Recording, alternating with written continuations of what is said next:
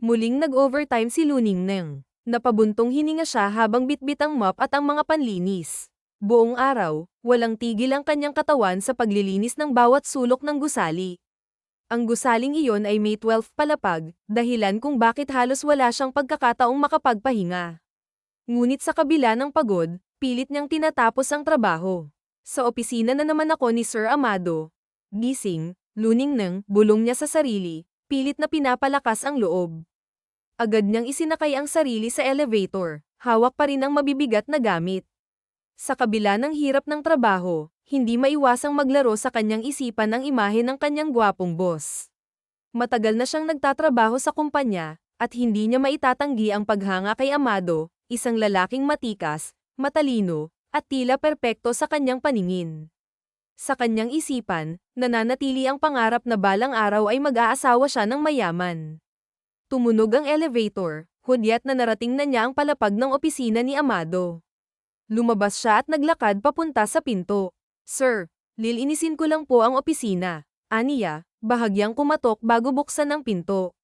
Alam niyang madalas gabihin si Amado sa trabaho. Pagpasok niya, nanlaki ang kanyang mga mata. Nakayuko si Amado sa swivel chair nito, at nagkalat ang mga bote ng alak sa sahig.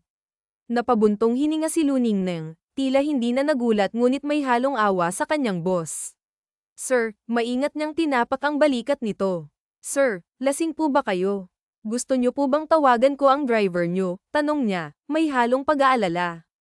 Dahan-daang itinaas ni Amado ang kanyang tingin, ngunit tila hindi si Luningneng ang nakikita nito. Ligaya, bulong ni Amado, bakas ang sakit sa kanyang boses. Hindi po ako si Ligaya, si Luningneng po ako, sagot niya, bahagyang nagtataka ngunit nananatiling magalang. Ngunit tila hindi narinig ni Amado ang paliwanag ni Luningneng.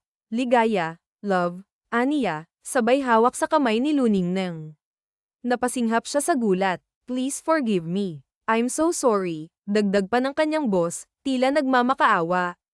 Napakurap si Luningneng at napatingin sa kanyang kamay na hawak ni Amado. Ligaya, baby, biglang tumayo si Amado at niyakap siya ng mahigpit.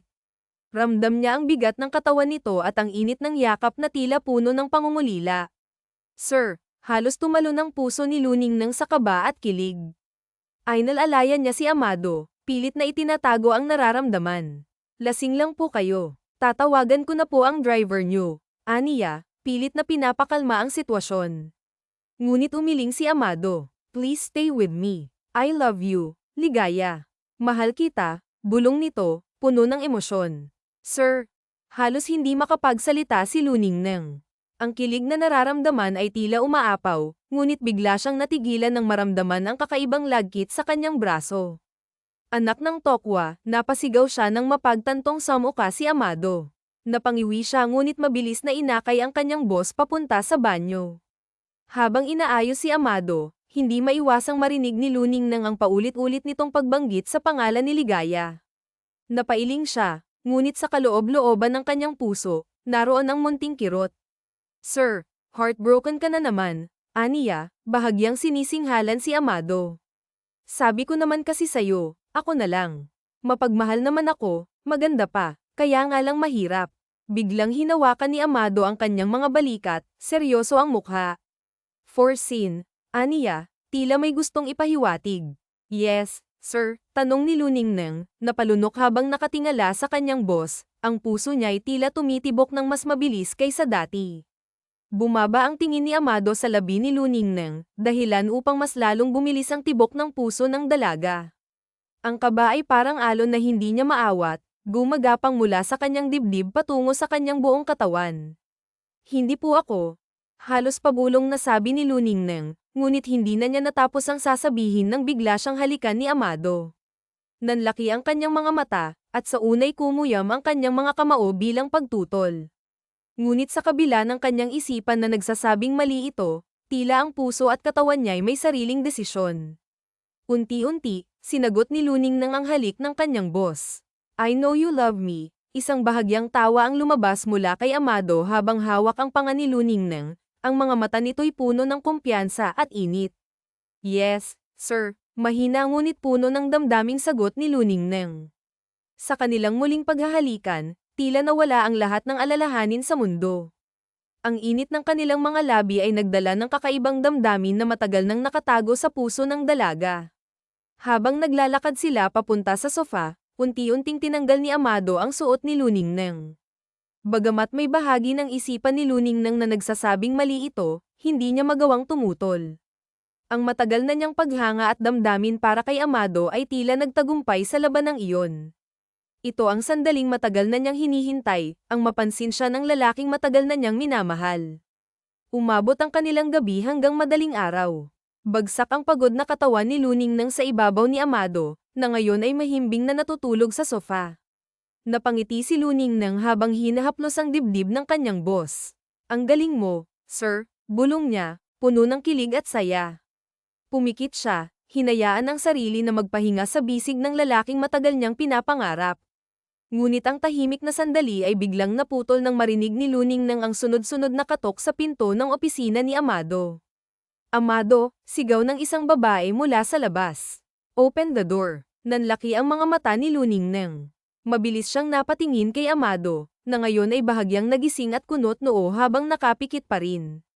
Sir, bulalas ni Luningnang, puno ng kaba.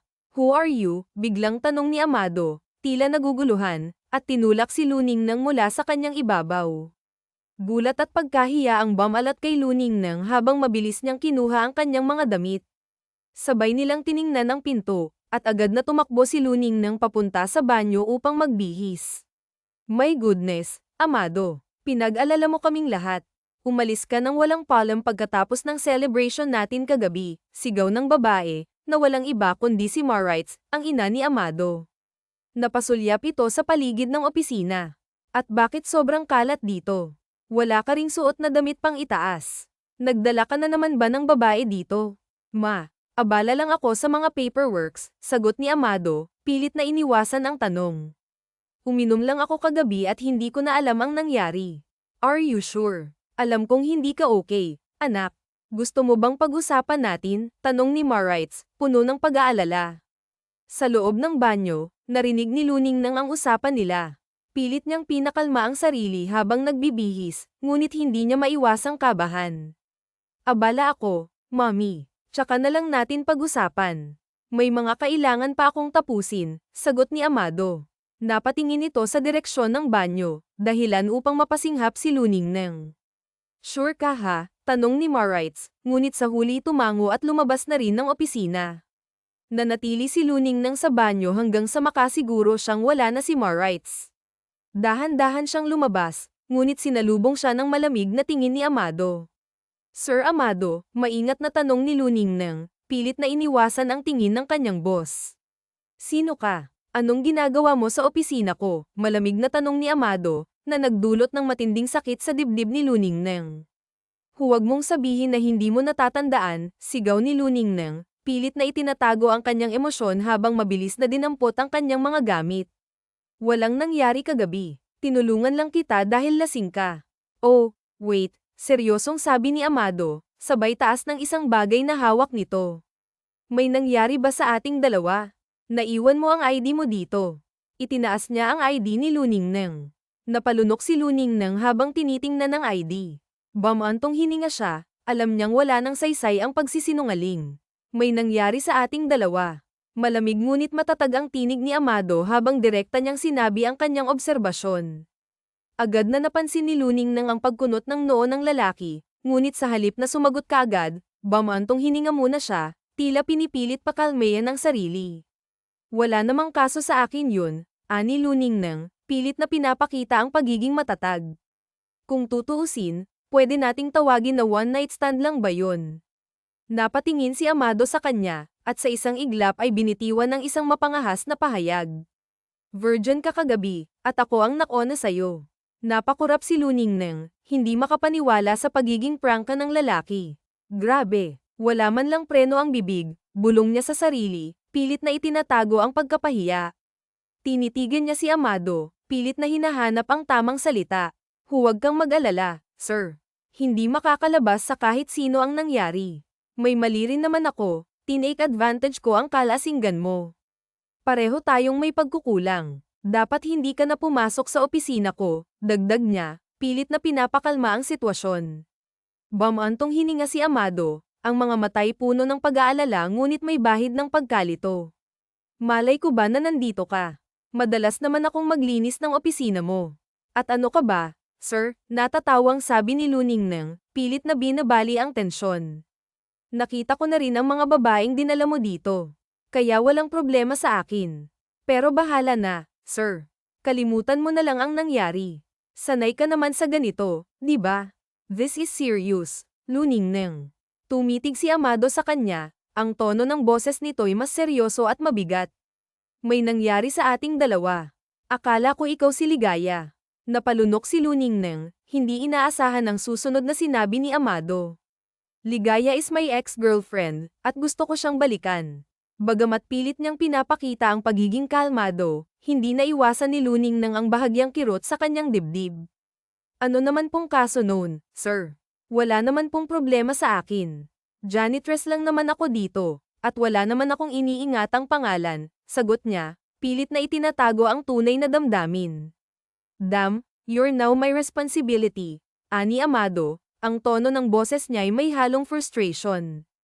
Unprotected ang ginawa natin. Sa tingin mo ba hindi ako magre-react ng ganito? Bamantong hininga siya, tila pinipilit kontrolin ang kanyang emosyon. Fine, kalimutan mo na lang ang nangyari. Kagaya ng sinabi mo, janitress ka lang naman dito. Parang kutsilyo ang bawat salita ni Amado na tumama sa puso ni Luningneng. Opo, janitress lang ako. At hindi mo rin po ako responsibilidad kung sakali man na may mabuo, sagot niya, pilit na pinipigilan ang panginginig ng kanyang boses. Tumango si Amado, ang mga matay malamig at walang emosyon. Kalimutan na lang natin ang nangyari. Tumango rin si Luningneng, ngunit sa loob-loob niya'y tila nagkakagulo ang kanyang damdamin. Bamantong hininga siya at yumuko. Aalis na po ako, sir. Marami pa po akong kailangan gawin. Aniya, pilit na ngumiti bago mabilis na kinuha ang kanyang ID mula sa lamesa ni Amado. Agad siyang lumabas ng opisina, ngunit habang naglalakad, nanlalabo ang kanyang paningin dahil sa mga luhang pilit niyang itinatago. Oh, anong nangyari sa'yo? Tanong ni Divina, ang kasamahan niyang janitress, nang makita siya. Pinagalitan ka ba? Tanong pa nito. Umiling si Luningneng, pilit na pinapakita ang pagiging mahinahon. Wala, may pinag-usapan lang kami ni Sir Amado, sagot niya, pilit na ngumingiti kahit ramdam niya ang bigat sa kanyang dibdib. Natouch punong-puno ng luha yung pisngi mo, usisa pa ni Divina, ngunit hindi na sumagot si Luningneng. Sa halip, nagpatuloy siya sa kanyang trabaho, pilit na iniiwasan ang mga tanong ng kaibigan.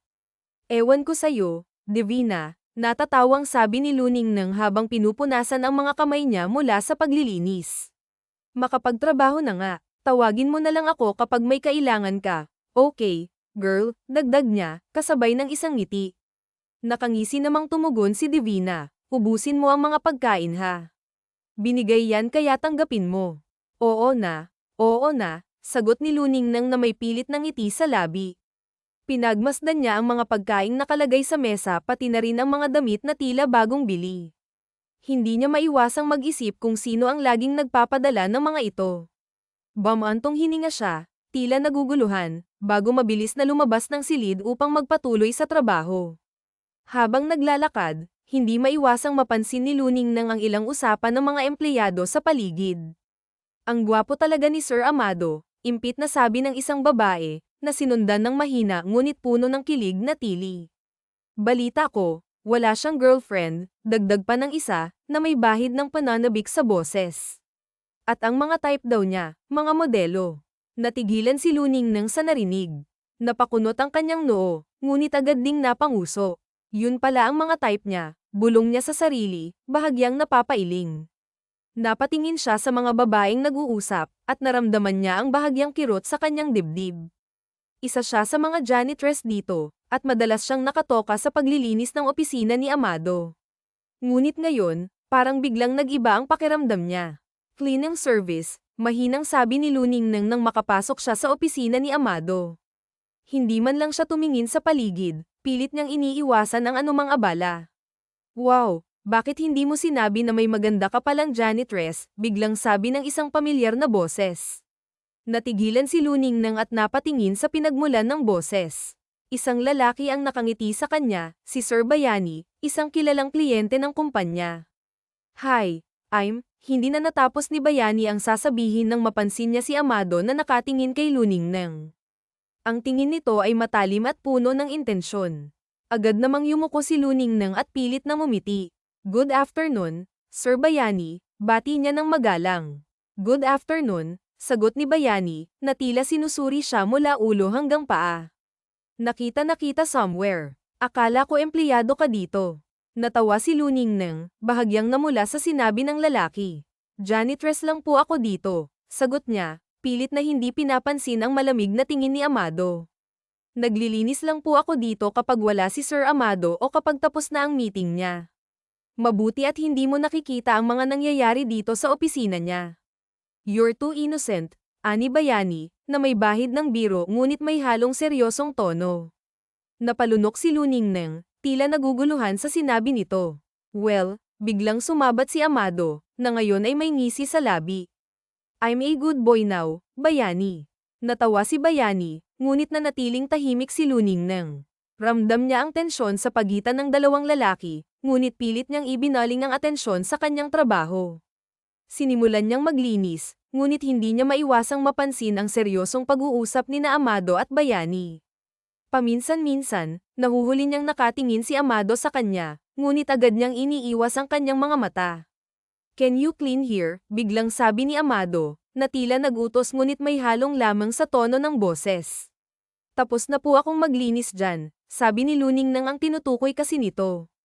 Ay ang lamesa man nakita akong kalat sabi ni Amado at nagtaas ng kilay walang nagawa si Luningnang kundi ang linisin ang dapat linisin napansin niyang hindi naman nakikinig si Amado at panay lang ang tingin kay Luningnang tinapos agad ni Luningnang ang trabaho okay na po sir mauna na po ako yumukod si Ilona at ngumiti wait napatingin si Luningnang kay Amado nang bigla itong magsalita sir tanong ni Luningnang bumantong hininga si Amado at binuksan ang bibig pero wala namang sasabihin tumango na lang si Luningnang at mabilis na umalis napahawak si Ilona sa kanyang dibdib at napailing sunod-sunod ang trabaho ni Ilona at panay naman ang sunod sa kanya ni Amado magtataksi na lang ako Divina sabi ni Luningnang sigurado ka may gig pa ka kami ngayon kaya hindi kita masasamahan pa uwi sabi ni Divina tumango si Luningnang ayos lang naman good luck sa inyo muna na ako at may dadaanan pa ako tumango si Divina at agad naman lumabas si Ilona sumakay siya sa elevator at agad na nakarating sa ground floor na abutan niya si Amado na mukhang may hinihintay Sir Amado tawag ni Ilona tinignan ni Amado si Ilona gabi na po bakit nandito po kayo tanong ni Luningnang nagtagis ang panga ni Amado pwede ba kapag tayong dalawa lang don't call me sir nakakairita boss kita kaya naman dapat lang na sir ang tawag ko sa'yo sabi naman ni Luningnang never mind ihahatid na kita biglang sabi ni Amado natulala naman si Ilona at napatitig kay Amado at dahil sila lang dalawa ay wala namang nakakakita sa kanila come on hindi ako tumatanggap ng hindi sa request ko seryosong sabi ni Amado at hinawakan si Luningnang sa kamay kaya ko naman umuwing mag-isa sabi ni Luningnang delikado at wala ka nang mahahanap na taxi sabi ni Amado at binuksan ng pinto ng kotse hindi ka sasakay o babuhitan kita na palunok si Ilona at agad na sumakay sa kotse tahimik ang naging biyahe nilang dalawa ngunit hindi kalmado ang puso ni Ilona hindi niya maintindihan kung bakit ang bait sa kanya ni Amado at ano ang ginawa niya kay Amado para makatanggap ng ganitong klaseng treatment dyan na lang sabi ni Luningnang akmang bababa na sana si Luningnang nang maunahan siya ni Amado kaya walang nagawa si Luningnang kundi ang lumabas dito ka nakatira tanong ni Amado at pinagmasdan ang katamtamang apartment oo dito ako nakatira sabi ni Luningnang ngumiti si Ilona salamat sa paghatid sa akin gusto kong makitang loob sabi ni Amado napakurap naman si Luningnang bumantong hininga si Luningnang at naglakad papunta sa apartment niya binuksan niya ang pinto at bumungad sa kanila ay ang malaking sofa sa harap ng TV this is cozy tumango-tango si Amado at naglakad papasok kinagat ni Luningnang ang labi at pinagmasdan si Amado na komportableng nakaupo sa sofa nilapag ni Lona ang gamit at kumuha ng baso ng juice at pagkain wala akong masyadong pagkain dito dahil hindi pa ako nakakapag-grocery sabi ni Ilona ikaw lang mag-isa dito tanong ni Amado tumango si Ilona at umupo sa sofa na pasinghap siya nang ilagay ni Amado ang ulo sa mga hita niya nakapikit ito at kalmado pero bakas ang pagod sa kanyang mukha Sir Amado bulong ni Luning nang simula sa araw na, dinilat ni Amado ang mga mata at diretsong tumingin kay Ilona. Gusto kong tawagin mo ako sa pangalan ko, Amado, bulong ni Ilona at kusang napadpad ang kamay sa buhok ni Amado para na nakapikit na tigilan si Amado, ngunit sumilay ang ngisi sa labi ni Amado. I like it, napangiti si Luning nang at hinaplos ang buhok ni Amado. Ano nga ba talaga silang dalawa? Nagising si Luning nang dahil sa masarap na amoy na nalalanghap niya galing sa kusina ng apartment. Bumangon si Luning nang at napakurap nang makitang nasa kama na siya. Tinignan niya ang ibaba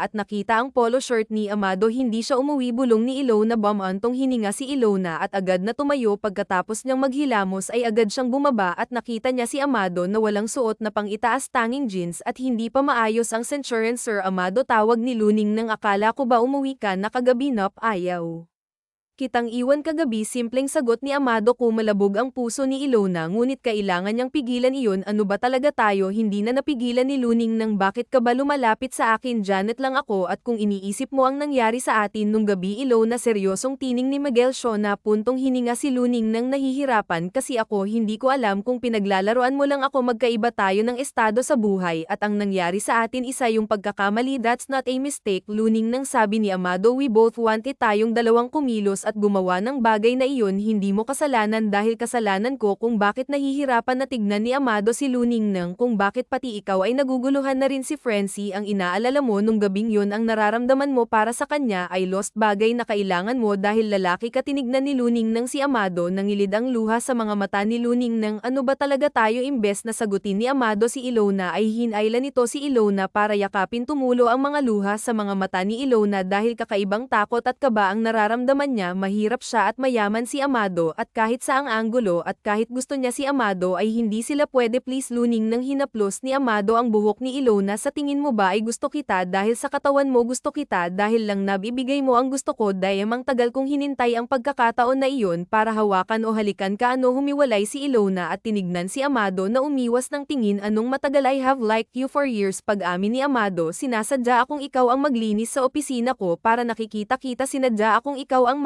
giging janitress ng opisina ko dahil gusto ko tang makita araw-araw. Napakurap si Ilona at napatingin kay Amado na nahihirapan. Alam ko na natatakot ka pero sa tagal kong hinintay yun, sa tingin mo ba hahayaan na lang kita? The moment you say we need to forget what happened, alam mo bang nasaktan ako noon? Tumawa si Amado at bumababa ang tingin sa mga kamay nila. Amado, gusto kitang hawakan, lapitan o kahit man lang kausapin pero gusto ko ring protektahan ka. Ayaw kong magalit saw ang ibang tao, ayaw kong pagsalitaan ka nila ng masama dahil sa akin. Tinignan ni Amado si Luning nang, gusto kita. Matagal na napatulala si Luning nang at napatingin kay Amado na umiwas ng tingin. Kung papairalin ni Luning nang ang nararamdaman ay baka mapahamak lang silang dalawa, pero tama ba ang mag-risk? Kaya hayaan mo sana akong umiti si Amado. Minsan lang ako magkagusto sa babae pero pagdating saw parang ang hirap-hirap mong abutin. Natawa si Amado at hinawakan ng kamay ni Luning nang, I will protect you no matter what. Gusto kong sa akin ka lang maniwala, gusto ko sa akin ka lang makikinig. Okay, ngumiti ng maliit si Luning nang nag-usapan nila na itago ang lahat. Naging casual si Ilona at Amado kapag nasa opisina. Hindi maiiwasan ni Ilona na matakot, ngunit dahil inassure siya ni Amado, naging kampante siya. May trabaho pa ako. Amado, umupo ng maayos si Ilona sa mga hita ni Amado na nakayakap sa kanya. Hindi ba pwedeng ipagalban mo muna, bulong ni Amado at mas lalong humigpit ang yakap kay Ilona. Alam mo, dahil sa ginagawa mo mahuhuli tayo. Natawa si Ilona at napawi ang ngiti nang may maalala nga pala may malaking event daw. Humigpit ang hawak ni Amado kay Ilona na kumunat ang noo. Hindi ka ba maghahanda para doon? Tanong ni Ilona. Wala naman akong pakalam sa event na yun. Hinalikan ni Amado ang balikat ni Luning nang, ha, bakit naman ba importante yun? Tanong ni Luning nang at hinaplos ang braso ni Amado. Si mommy lang naman na may gusto sa event na yun. Isa pa ba? Antong hininga si Amado at akmang magsasalita nang tumunog ang cellphone nito. Umalis si Luning nang sa mga hita ni Amado at ngumiti. Sagutin mo na aalis muna ako at kailangan kong puntahan si Divina. Ngumiti si Amado. Okay, hinalikan ni Amado ang pisngi ni Luning nang, balik ka. Lumabas si Luning nang at nakangiting naglalakad. Pumunta siya sa room at nakitang nagmi-meeting na ang mga janitress at janitor. Tumabi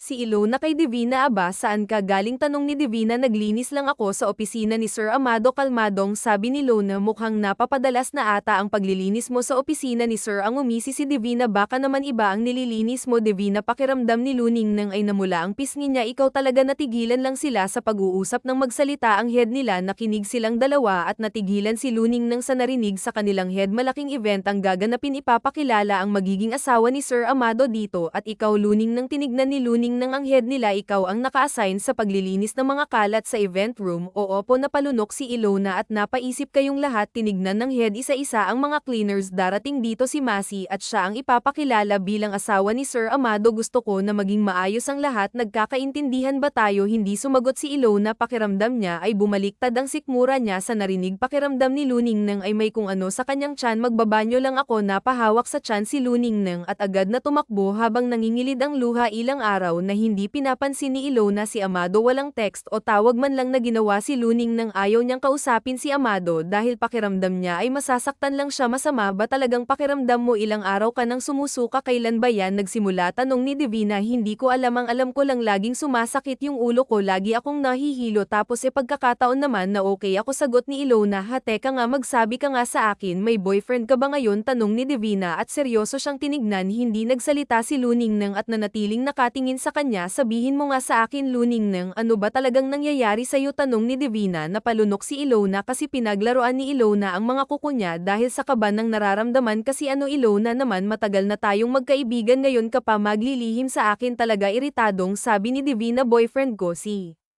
Amado nakapikit sabi ni Luning nang at may nangyari sa aming dalawa ilang beses na ano malakas na sigaw ni Divina as in si Sir Amado yung boss natin din ilat ni Ilona ang mga mata oo napahawak si Divina sa kanyang ulo at hindi makapaniwala na napatingin kay Ilona kagat ni Ilona ang labi at guilty dahil sa sinabi paano nangyari yung tanong ni Divina GS kung attractive ka at maganda ka talaga pero nabingwit mo lang naman ay ang CEO natin Luning nang nung gabing naglilinis ako pumasok ako sa opisina niya lasing siya at doon may nangyari sa amin patago kaming nagkikita ni Migo dahil kagaya ng sinabi ko magkaiba kami ng estado sa buhay poprotektahan niya raw ako paliwanag ni Luning ng girl nakikita mo na ba ang resulta ng ginagawa nyo pwede kang mawalan ng trabaho nag-aalala ako sa'yo dahil kilala kita at alam ko kung gaano kahalaga para sa'yo yung trabaho mo pero paano na lang kung may mabuo pananagutan ka ba raw niya malaking iskandalo ang ginawa mo Luning nang maaari kang masira sunod-sunod na sabi ni Divina alam ko hinawakan ni Ilona si Divina kaya nakikiusap ako sa'yo Divina sa atin muna ang tungkol dito hindi pa naman tayo sigurado at hinihintay pa si Amado antong hininga si Divina at napatingin sa labas pumasok ang head nila kaya tumikim si Divina sabay silang tumango at lumabas mamaya pupunta tayo ng OB kailangan nating tignan sabi ni Divina salamat guys mahinang sabi ni Luning nang pumunta sila sa ground floor at nakita ang malaking stage na pangiti si Ilona nang makita ang mga bulaklak at mas lalong napangiti si Ilona nang makita si nakasuot ng formal na tuxedo at gwapong-gwapo sa bago nitong gupit na buhok nandyan na si Madam sabi ng head umayos na kayong dalawa okay po sabay na sagot nila Divina at Ilona inayos ni Ilona ang damit at maging ang mga panglinis pinanood ni Ilona ang mga tao at na-realize niya na hindi nga talaga sila bagay ni Amado isa lang siyang Johnny at kung tutuusin ay mas mataas ang estado ni Amado good evening everyone I'm happy to be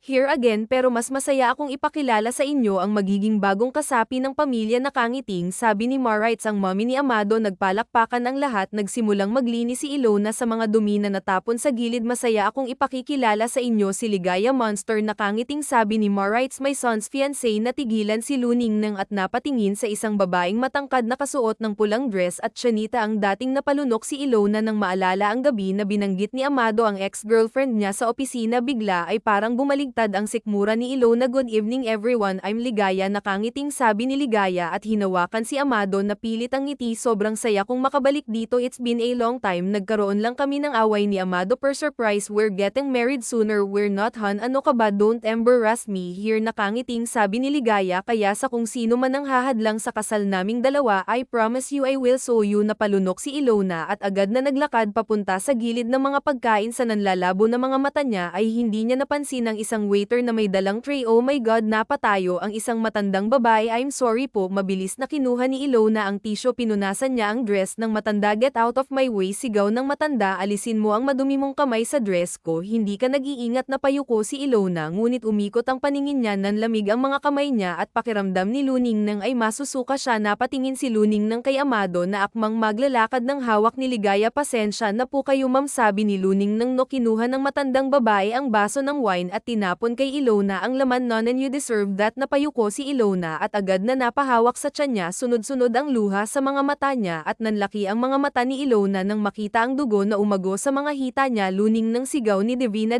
humihikbi si Luning nang at napatingin kay Amado na napaawang ang labi mabilis na kinuha ni Divina si Luningnang at sabay silang lumabas. Nagdidilim ang paningin ni Luningnang at ang huli niyang nakita ay si Amado kasama si Ligaya na nakatitig sa kanya. Dok, kamusta pong kaibigan ko? Tanong ni Divina. Kumunat ang noon ni Luningnang at unti-unting dinilat ang mga mata. Puting kisame ang bumungad sa kanya. Napatingin si Luningnang sa kaibigan at doktor. For now, ang masasabi ko lang ay mahina ang kapit ng baby sa tiyan niya. Kailangan niyang umiwas sa stress, mabigat na trabaho at higit sa lahat kailangan niyang magpahinga, sabi ng doktor. She's weeks pregnant po. Gulat na tanong ni Luningnang. Buntis po ako. Ngumiti ang doktor. Yes ma'am. Luningnang, dinyugo po kayo kanina at basa sa resulta ay mahina ang kapit ng bata. Hanggat maaari ay kailangan mong umiwas sa stress at don't worry, magbibigay ako ng vitamins. Natulala si Luningnang at napatingin kay Divina. Natakip ang bibig, hinaplos ni Ilona ang maliit na tiyan at tuloy-tuloy na tumulo ang luha sa mga mata niya. Taha, naaalagaan natin ang bata. Niyakap ni Divina si Luningnang. Aalagaan natin, nandito ako. Umiyak si Ilona. Divina, buntis ako. Tumango si Divina. Huwag kang mag-alala, ako ang bahala sa inyong dalawa. Pinunasan ni Divina ang luha ni Luningnang at ngumiti. Mananatiling sikreto ang lahat ng kinabukasan ay pumasok si Ilona at tahimik na nagtrabaho. Wala man lang text o tawag si Amado. Hinayaan na lang ni Luningnang at nag-focus dahil dalawa na silang kumakain, dalawa na silang may pangangailangan. Basta hindi ka magbubuhat ng mabigat o kahit ano. Kapag inutusan ka sa mabigat na gawayan, tawagan mo ako kaagad, sabi ni Divina. Salamat Divina, nakangiting sabi ni Luningnang. Kahapon nga galit na galit si Amado, nagwawala raw sa opisina niya, kaya naman ngayon kailangan nilang ayusin. Antong hininga si Divina. Nandito na rin naman si Ligaya, kaya sa tingin ko okay lang naman siguro. Alam mo Divina, wala naman akong pakialam sa kanila dahil mas mahalaga ang baby. Di ngumiti si Luningnang.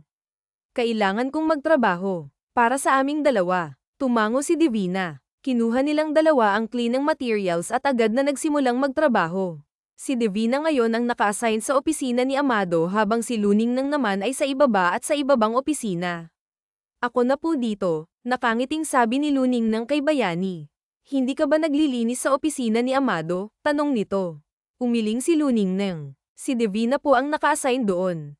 Marami rin kasi akong ginagawa dito sa ibaba. Anyways, ang aga niyo po ata.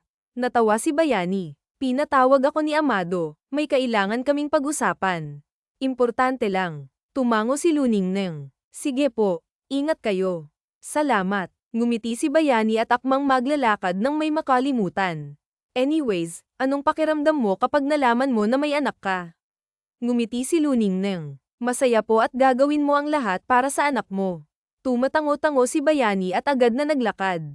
Napawi ang ngiti ni Luningnang at may naisip. Bakit nito natanong ang bagay na yon? Napailing na lamang si Luningnang at agad na ipinagpatuloy ang trabaho. Luningnang, hinihingal na tawag ni Divina. Grabe. Teka, hihinga lang ako. Anong nangyari? Tanong ni Luningnang. Pinapatawag ka sa opisina ni Sir Amado. Sinubukan kong gumawa ng dahilan pero dumating si Sir Bayani, sabi ni Divina. Napalunok si Luningnang. Sige, pupunta na lang ako. Sigurado ka? Nag-aalala na yan? Tanong ni Divina. Tumango lang si Luningnang. Agad na sumakay sa elevator si Luningnang. Ang gusto lang ni Luningnang ay ang magpanggap at itago na buntis siya. Nakarating agad si Luningnang at mabilis na naglakad papunta sa opisina ni Amado. Kumatok siya at binuksan ang pinto. Sir Amado. Yumukod ng kaunti si Luningnang bago tingnan si Amado. Bakit niyo po ako pinapatawag? Are you okay? I saw you bleed that night. Nag-aalalang tanong ni Amado at mabilis na tumayo para yakapin si Luningnang. Pinag-alala mo ako, sir. Lumayo si Luningnang. Napaawang naman ang labi ni Amado. May kailangan po ba akong linisin? Luningnang, bamantong hininga si Amado. Hindi ko fiancé si Ligaya. Hindi ko siya gusto. I mean, yes, I dated her to forget you. Nung lasing ako, sinadya kong sabihin ang pangalan niya para kalimutan ka, paliwanag nito. Hindi nagsalita si Luningnang, nanatiling nakatitig siya kay Amado. I used her to forget you. Hindi ko alam paano ko ipapaliwanag sa iyong lahat, pero maniwala ka, tumanggi ako sa alok ni Mommy. Hindi ko rin inaasahan na sasabihin yun ni Mommy sa event. Please, hinawakan ni Amado ang kamay ni Luningnang. Tama naman ang ginawa ng Mommy mo, Amado. Hindi nga talaga tayo bagay at tama rin siguro to, sabi ni Luningnang. Umiling si Amado. Please, maniwala ka sa akin. Ginagawan ko ng paraan ang lahat para sa ating dalawa. Ginagawa ko ang kaya ko para ipaglaban ka at ang relasyon nating dalawa. Amado, tama na. Malapit ka ng ikasal at hindi ka ba masaya? Nag-angat ng tingin si Luningneng. Hindi ka ba masaya na ngayon ay babalikan ka na niya?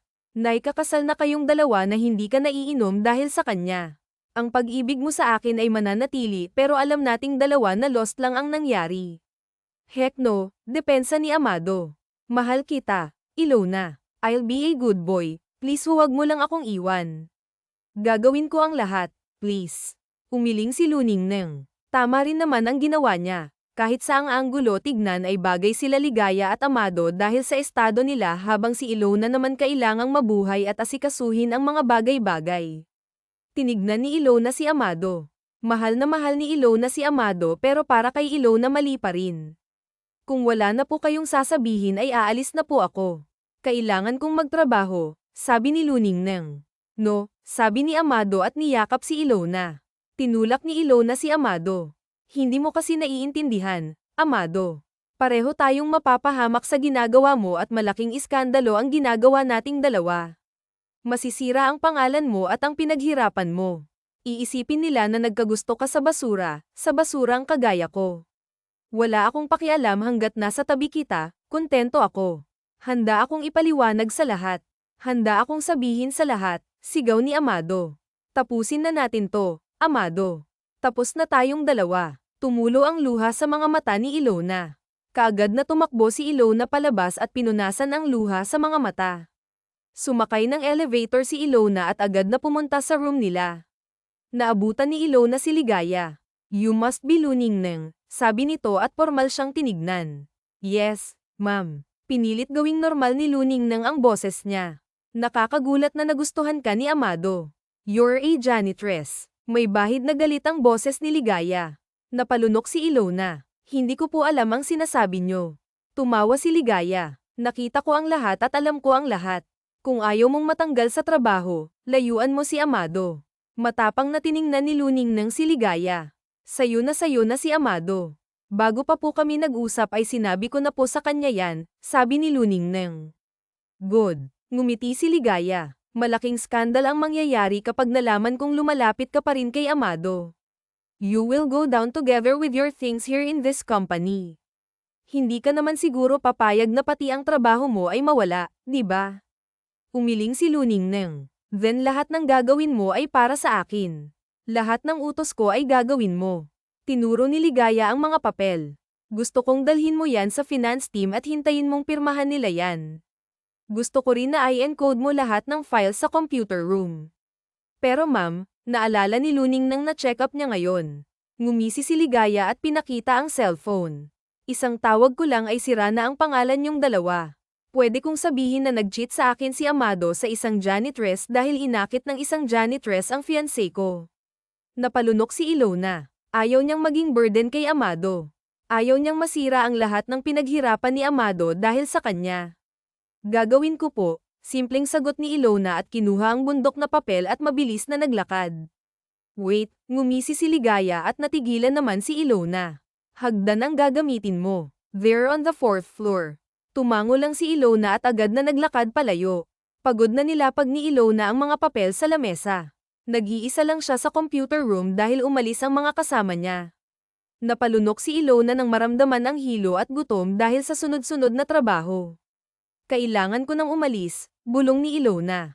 Pangatlong balik na ni Ilona at hindi pa rin siya tapos. Sa kagustuhan na iligtas ni Ilona si Amado ay pumayag siya sa gusto ni Ligaya. Kampante si Ilona dahil walang masisira sa pangalan niya at gusto ni Ilona na maging maayos ang trabaho ni Amado. Hindi ka pa rin tapos. Nag-angat ng tingin si Ilona nang makita si Ligaya na may hawak na mainit na kape. Last na po itong papel. Nagpapahinga lang po ako, mahinahon na paliwanag ni Ilona. Oh, why? Ngumuso si Ligaya. Gusto mong mahirapan, hindi ba? Hindi ka nga nahirapan agawin sa akin si Amado kaya basic na lang sa'yo yan. Pwede po ba na bukas ko to ipasa? Tanong ni Luningneng. May kailangan po kasi akong puntahan. Hindi ka aalis dito nang hindi mo to natatapos, seryosong sabi ni Ligaya at umupo sa lamesa. Hindi ko nga alam bakit ka nagustuhan ni Amado. Look at you, hindi ka ganon kaganda at hindi ka rin naman ganon kagaling. Wala ka rin namang magiging ambag sa kumpanya ni Amado. Hindi nagsalita si Ilona kahit pa gustong-gusto na niyang sumagot kay Ligaya. Kung sa bagay, kapag kailangan mo talaga ng pera ay gagawin mo ang lahat, no? Tumawa si Ligaya. Hindi ko kailangan ng pera ni Amado, hindi na napigilan ni Luningneng. Dala na rin siguro ng emosyon. Kaya kung magbuhay na wala siya at kung gusto mo na wala siyang kaga, bakit hindi mo na lang atali sa mga hita mo? Nanlaki ang mga mata ni Ligaya. How dare you? Sinasagot ko lang ang maling akusasyon mo laban sa akin, Ma'am Ligaya. Hindi rin naman makakasira sa pangalan ko ang pagsagot sa'yo. Yumukod si Ilona at naglakad. Kailangan ko pa pong i-check up ang tiyan ko, bukas ko na po yan tatapusin. What? Sigaw ni Ligaya. Akala mo ba makakalabas ka ng kumpanya? Pasensya ka na Ma'am Ligaya, ang mahalaga sa akin ngayon ay ang anak ko, sabi ni Luningneng. Natigilan si Luningneng nang makita ang mga media at reporter sa labas. Nang laki ang mga mata ni Ilona ng sunod-sunod na flash ang natanggap niya. Natawa si Ligaya sa likod niya. This is Amado, mistress, a poor janitress, nagpapaawang sabi ni Ligaya. Hindi totoo yan, sigaw ni Luningneng. Goodness, kung hindi pa ako dumating ay baka inagaw na niya sa akin si Amado. Take her picture, please. Ikalat niya sa iba na itong babae na to ay isang kabit, sigaw ni Ligaya. Kaagad na tinakpan ni Ilona ang kanyang mukha. Tumakbo si Ilona at dumaan sa hagdan. Pilit inaalis ni Ilona ang luha sa mga mata niya dahil sa kahihiyan. Hinihingal na lumabas si Ilona at agad na pumara ng taxi sa labas. Si residence po, humihikbi na sabi ni Ilona. Humihikbi si Ilona hanggang sa makarating sila sa apartment. Bumaba agad si Ilona at binuksan ang maliit na gate. Hindi na napansin ni Luningneng ang mga sapatos at dumiretso agad siya sa loob. Ilona, si Divina na nag-aalala. Divina, nagtatakang tanong ni Luningneng at napatingin sa tatlong lalaki na nakaupo sa sofa. Sir Bayani. Hi, ngumiti si Bayani. Nakita ni Luningneng ang gamit ng baby at iba't ibang diapers sa paper bags. Hindi ka namin matawagan, kaya naman si Divina na ang kinausap ko. Ah, anong ginagawa niyo dito? Kinakabahan na tanong ni Ilona habang nakatingin sa dalawang lalaki. Bago pa magsalita si Bayani ay agad na pumasok si Amado, tanging t-shirt at jeans lang ang suot nito. Gulat na napatingin si Luningneng kay Amado na seryosong nakatingin sa kanya at bakas ang galit sa mga mata. Bro, nandito ka na pala, sabi ni Bayani. Thank you, Bayani, ngumisi si Amado at bumalik naman sa dati ang mukha nito.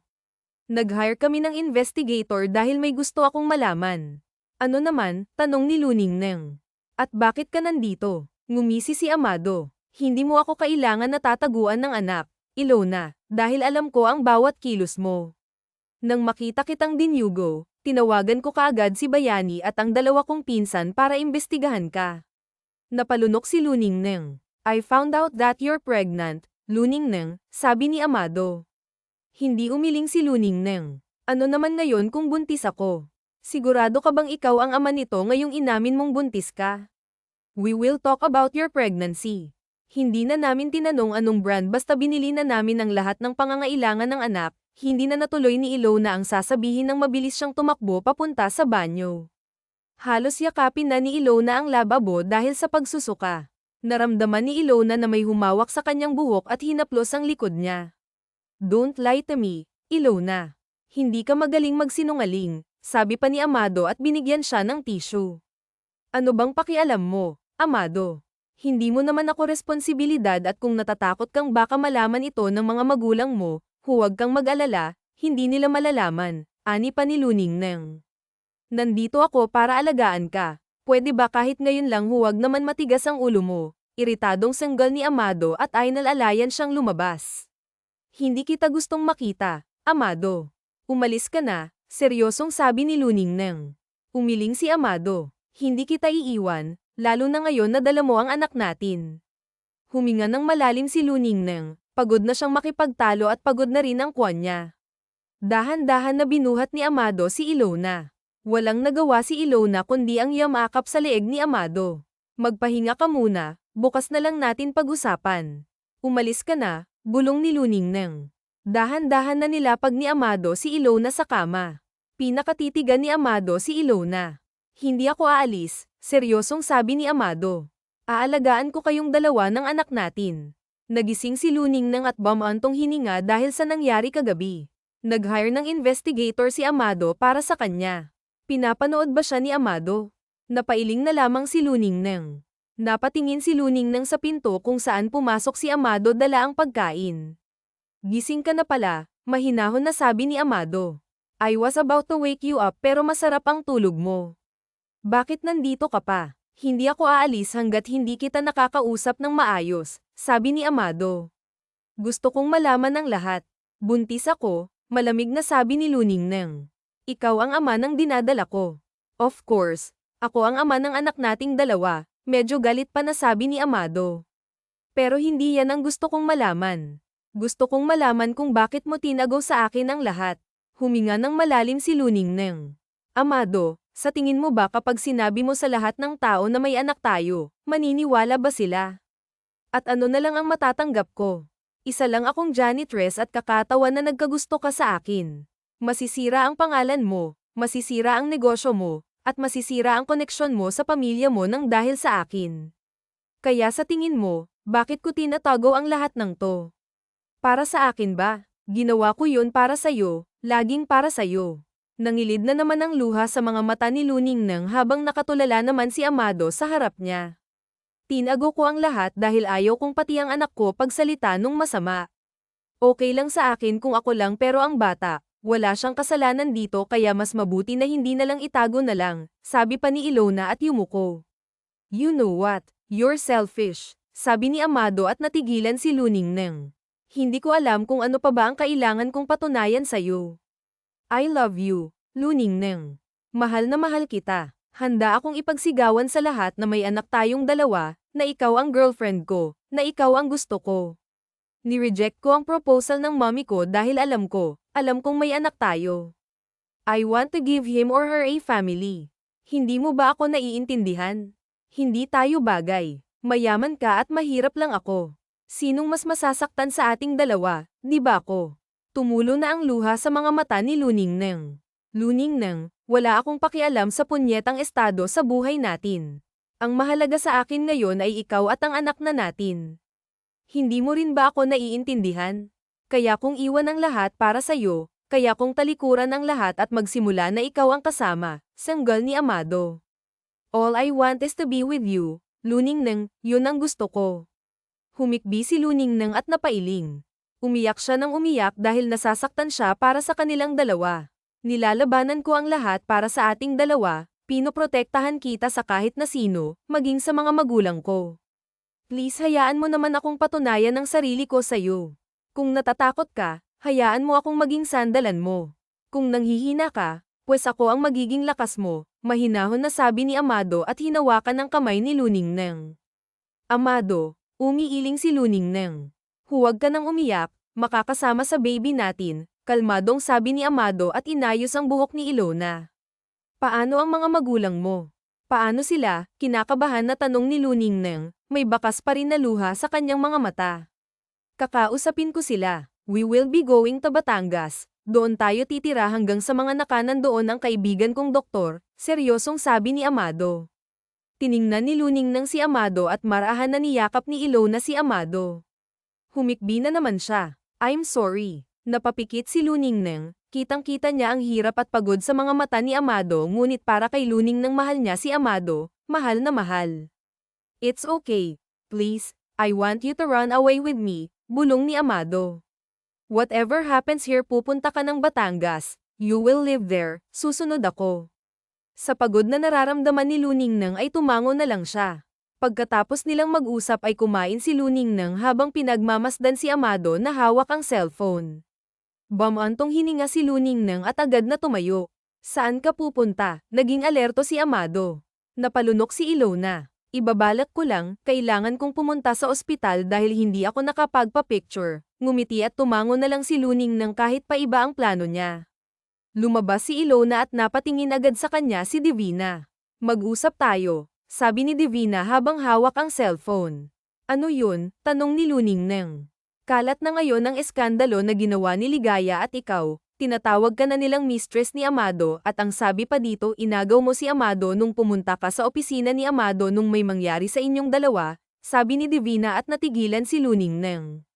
Maraming article na kumakalat at mas nakakaloko pa eh. Hinahanap ka na ng media at ilang reporter para hingin ang statement mo. Napalunok si Ilona at napatingin sa video. Siya nga yun, habang nag-uusap sila ni Ligaya.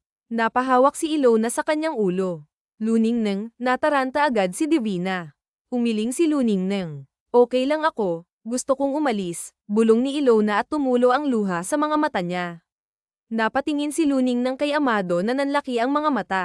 Bago pa mawalan ng malay si Luningneng, Diyos ko, saan naman natin dadalhin ang kaibigan ko, natataranta na sabi ni Divina habang walang malay si Luningneng sa kotse.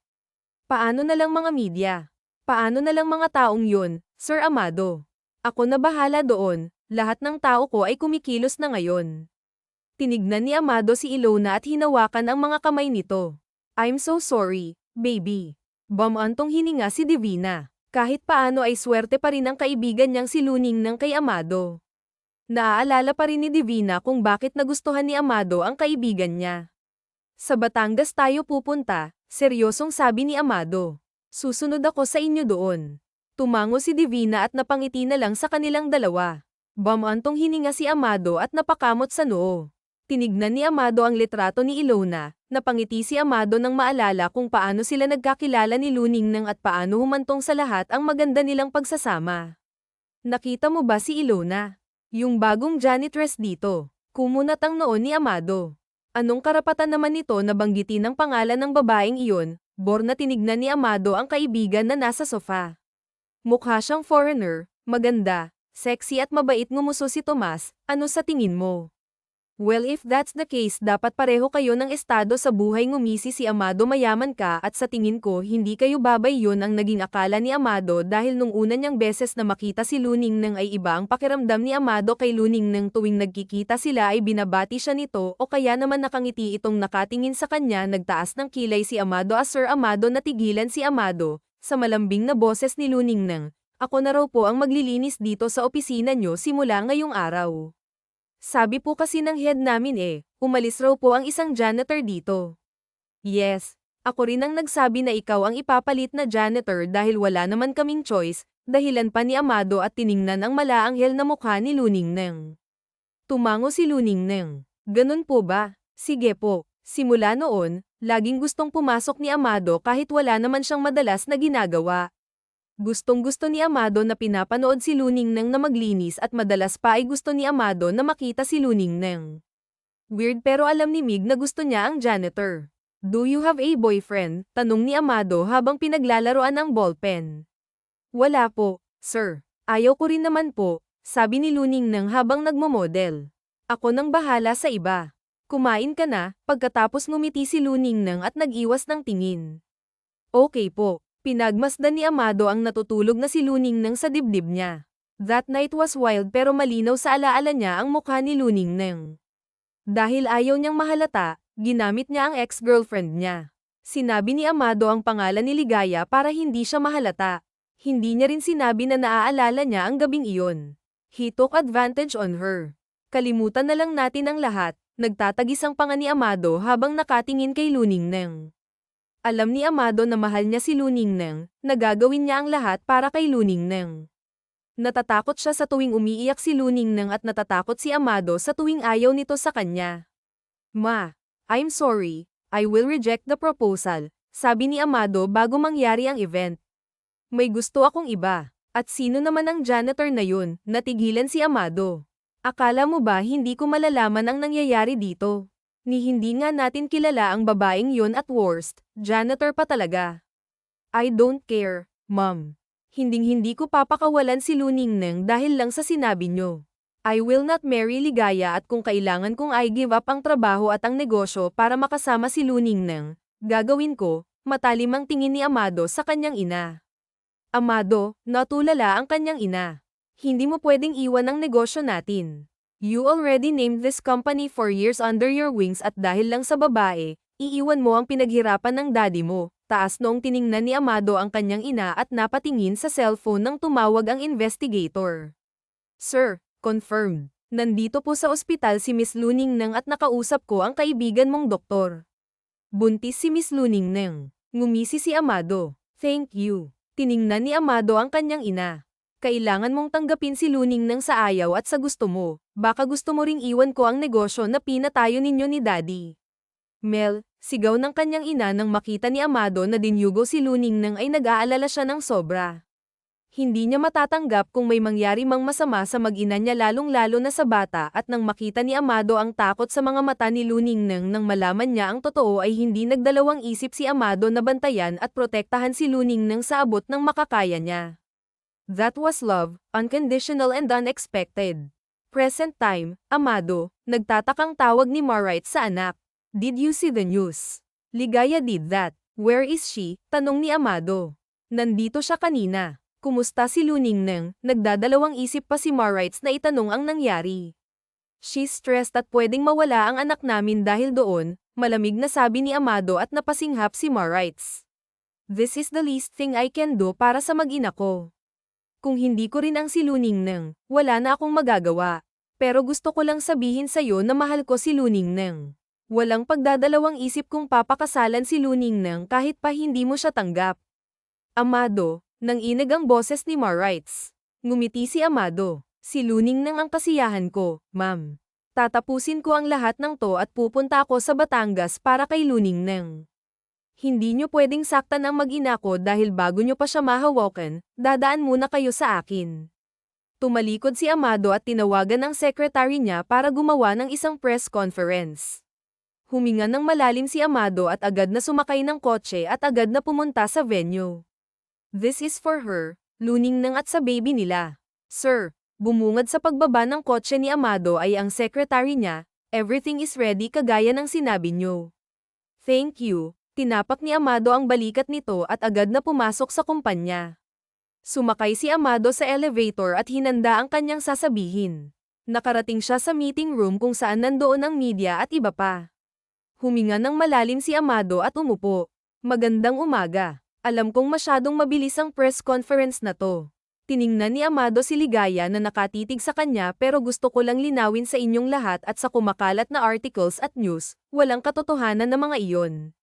Walang mistress na nangyari, walang agawan ang nangyari at higit sa lahat, walang kasal na ari sa aming dalawa ng tagapagmana ng mga Montero. Gulat na napatingin si Ligaya kay Amado.